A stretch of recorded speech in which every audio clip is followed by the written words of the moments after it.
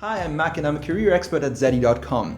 Today I'm going to show you how to write a job-winning cover letter in 8 simple steps. You might be thinking, are cover letters really necessary?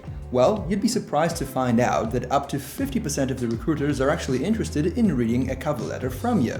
Regardless of the results of such research, it's always better to have a cover letter handy. Cover letters consist of several different parts, each of which serves a different function. We at Zeddy.com identified 8 that will show you how to write. The first section of your cover letter is called the heading. This is where you put your name, your job title, and the contact details of the person you're addressing your cover letter to. The second section of the cover letter is called a salutation.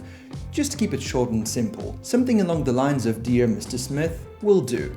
If you don't know the name of the person that you're addressing your cover letter to, a simple "Dear Hiring Manager" will do the job as well. Now let's move on to the next section of the cover letter. It's the first paragraph. The first paragraph of a cover letter is extremely important because it's supposed to hook the reader and get them interested in what you have to offer. In the next paragraph of your cover letter, explain to the reader why you are a perfect fit for the position you're applying to. It's a nice idea to plug in a couple of your key achievements.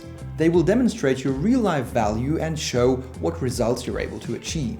Then in the next paragraph, explain why you're a great fit for the company and why the company is a great fit for you. The closing paragraph of your cover letter comes next.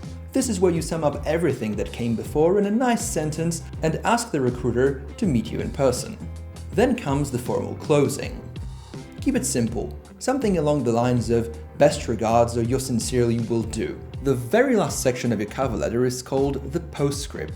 The postscript is where you can mention one additional achievement of yours to impress the reader even more. So, as you see, writing a cover letter doesn't have to be that complicated when you know exactly what steps you should follow.